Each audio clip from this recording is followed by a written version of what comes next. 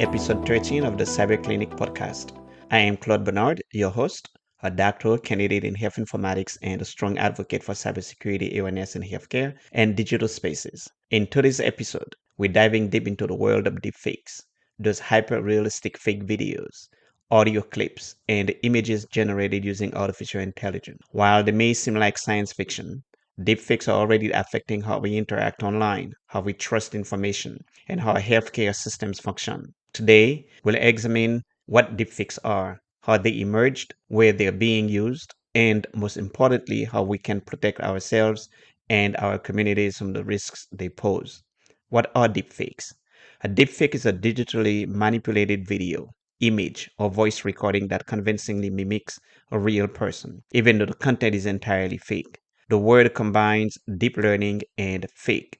Deepfakes are powered by generative adversarial networks, GANs, a type of AI where one system creates synthetic media and another tries to detect whether it's fake. Over time, these systems become so sophisticated that they can deceive even the trained human eye and ear. Today, deepfakes can imitate anyone, from celebrities to CEOs to family members. They can even be used to make it appear as if someone said something they never said. And that's a significant problem in contexts such as healthcare, finance, law enforcement, and education. When did deepfakes start? The technologies started gaining public attention around 2017, but its roots go back further. Initially, researchers in computer vision were experimenting with facial animation and voice synthesis. However, when amateur coders combined these tools with freely available machine learning libraries, it opened the door to the creation and widespread sharing of deepfakes.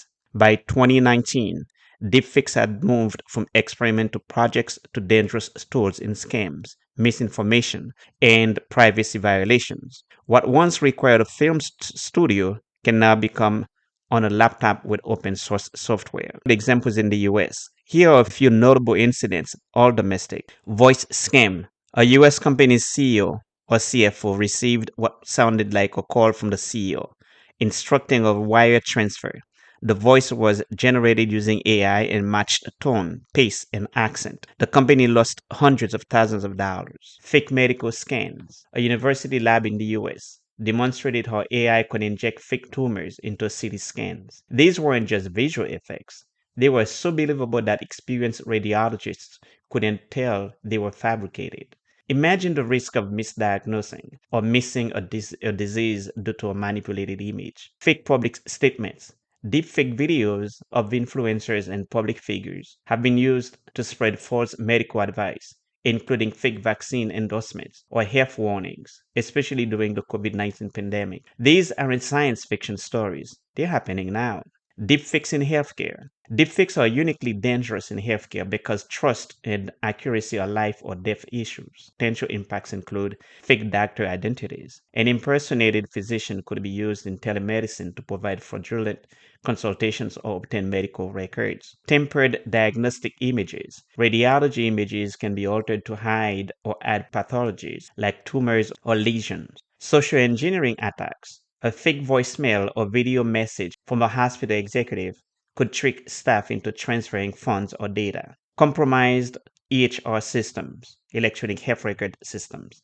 Deepfakes might be used to falsify patient identities and commit medical fraud. These risks erode the integrity of healthcare systems and increase liability for hospitals, doctors, and insurers. Are deepfakes amplifying health misinformation? Absolutely. The problem isn't just that deepfakes exist, it's that they're used to mislead. For example, videos impersonating health officials were circulated to discourage vaccine use or endorse unapproved treatments. Some were so convincing that millions shared them before fact checkers could intervene. The US Surgeon General has identified health misinformation as a significant threat to public health and safety. And deepfakes exacerbate that problem as they make misinformation appear visually and audibly real.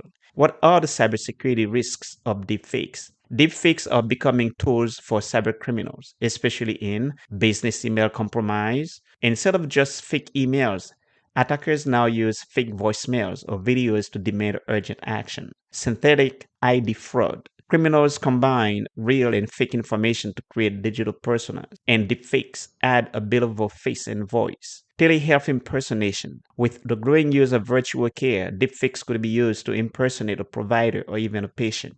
Insurance fraud. By taking medical documentation or diagnostic images, scammers could exploit healthcare payers. Cybersecurity strategies now must include media forensics, tools that detect tampering in videos and audio files. How is AI helping fight deepfakes? AI is being used to detect and neutralize deepfakes through Microsoft's Video Authenticator detects subtle artifacts left by deepfake generation. Sensity AI scans video and image uploads in real time to flag synthetic media. Facial recognition and biometric verification used by hospitals and telehealth platforms to verify providers and patients. Provenance tagging. AI tools are being trained to trace the origin and edits of media so we can see what's real and what's been manipulated. While AI helped create deepfakes, it's also our best shot at stopping them. How to spot a deepfake?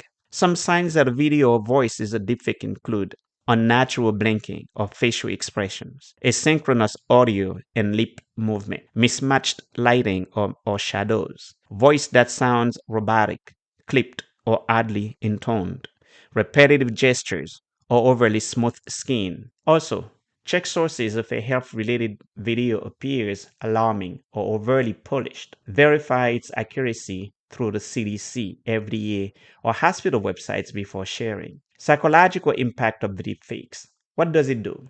Deepfakes don't just deceive, they erode trust in what we see and hear. Reality fatigue.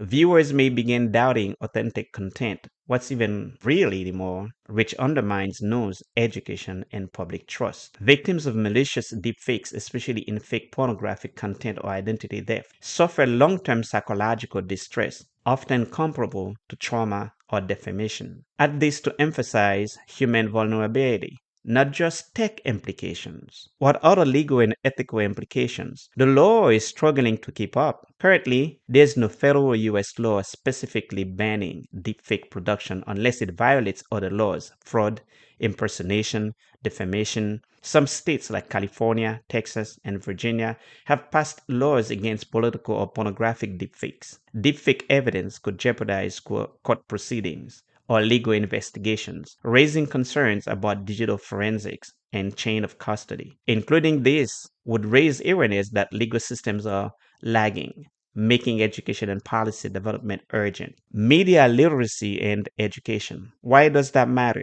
Prevention begins with digital literacy. Teach people, especially students and older adults, how to verify video authenticity. Explain what reverse image search is and how to spot inconsistencies in backgrounds, lighting, or context. Public libraries and school districts are studying deepfake awareness workshops to equip communities. You could suggest that community education is just as vital as high-tech tools. Behavioral biometrics as defense. Why it matters? New defenses are emerging beyond facial and voice recognition. Behavioral biometrics use how we type, walk, scroll, or move the mouse to authenticate identity. It's being explored in healthcare login systems, reducing reliance on easily spoofed visuals or audio. For patients in telehealth, these tools can reduce impersonation risk by confirming this is the patient based on interaction style.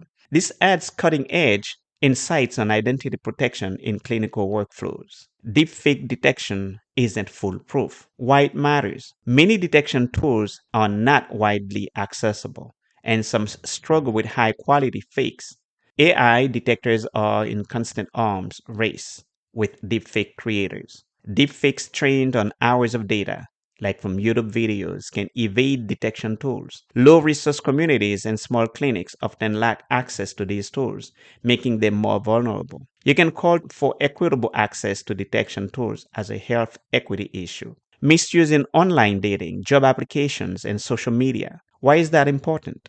Deepfakes are not just for scams or politics, they affect personal relationships. Catfishing now includes video calls with fake faces or voices. Job scams have used deepfake interviews to steal identities or gather sensitive information.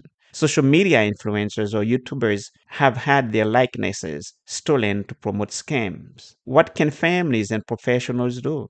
Parents should teach kids not to trust everything they see online, especially in video form.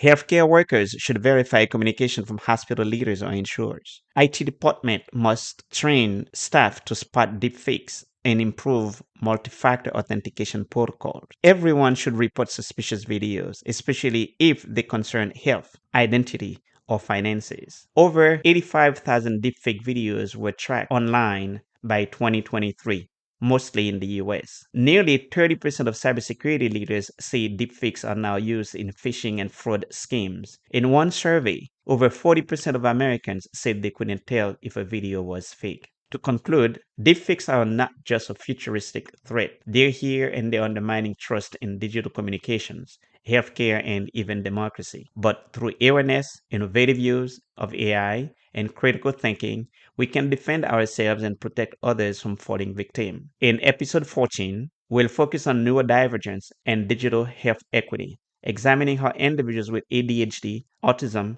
and dyslexia navigate the digital health landscape. Are the tools helping or failing them?